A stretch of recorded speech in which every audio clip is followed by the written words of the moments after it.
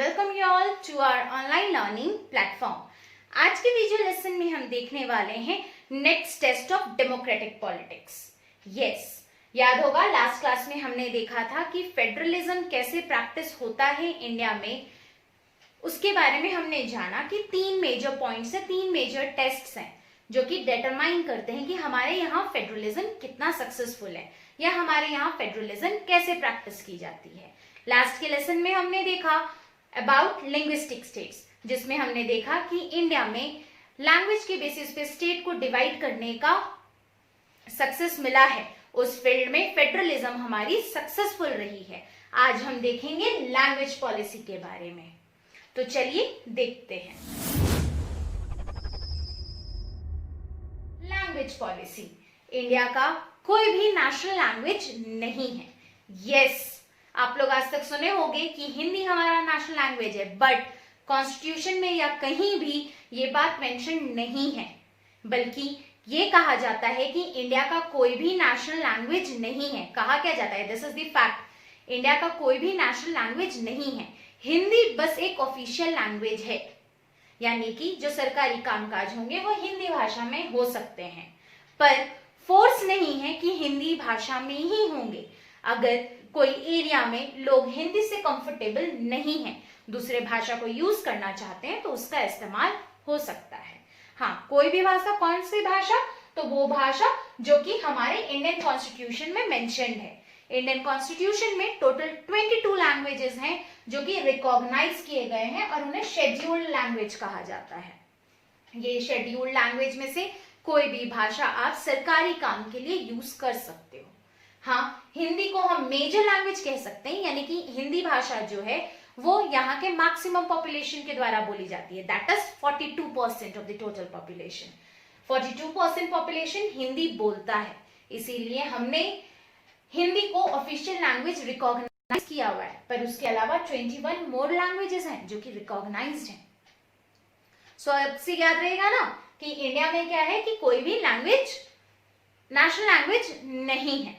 अब भाई क्वेश्चन आता है क्यों?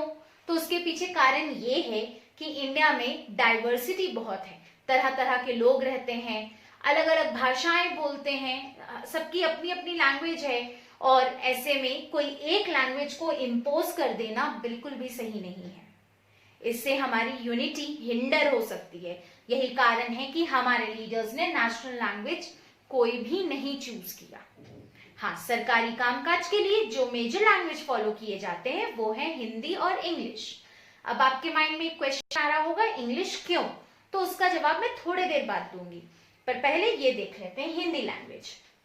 नाउ अब आपके माइंड में एक और क्वेश्चन आ रहा होगा कि हिंदी, बट साउथ में तो हिंदी नहीं आती है. तो उन लोगों के लिए भी ध्यान रखा गया है. इसीलिए स्टेट्स के पास राइट है कि वो अपना अपना ऑफिशियल लैंग्वेज चुन सकते हैं. जैसे कि अगर आप कभी बंगाल गए होंगे, जैसे लाइक कोलकाता गए होंगे, तो देखे होंगे वहां पे बोर्ड्स वगैरह हर चीजें बंगाली भाषा में लिखी हुई होती है.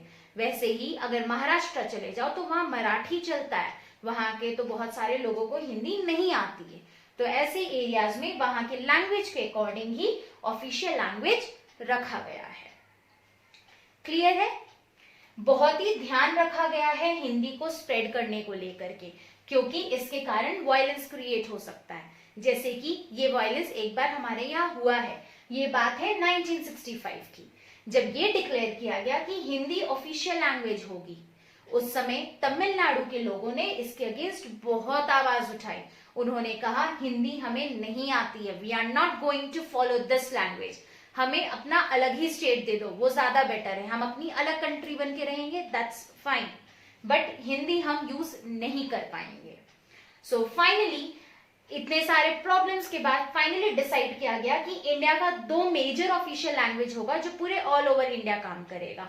ये होगा एक हिंदी और दूसरा होगा English.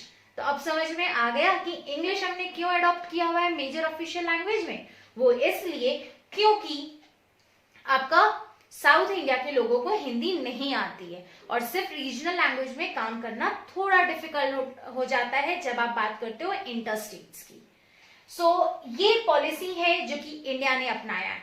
No doubt Hindi language India में प्रमोट किया जाता है, बट सिर्फ प्रमोट, इम्पोज नहीं।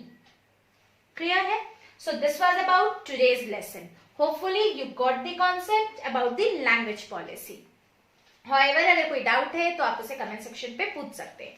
बस यहाँ समझने के लिए इतना ही था कि इंडिया ने बड़ी अच्छी लैंग्वेज पॉलिसी अपनाई है। इंडिया ने अपना कोई भी नेशनल लैंग्वेज डिक्लेयर नहीं किया है, बल्कि इनके पास ऑफिशियल लैंग्वेज है। और ये जो ऑफिशियल लैंग्वेज है ये एक हिंदी है, इंग्लिश है। इनके अलावा जो रिकॉग्नाइज्ड लैंग्वेजेस हैं जो कि आपके कॉन्स्टिट्यूशन में दिए गए हैं उनको ये मानता है और वो भाषाएं इस्तेमाल होती हैं। इसका एग्जाम्पल, अगर पूरे इंडिया में कोई भी एग्जाम कंडक्ट होता है इंडिया लेवल का, तो देखते होंगे इन 22 भाषाओं में से कोई भी भाषा में चुन करके एग्जाम दिया जा सकता है।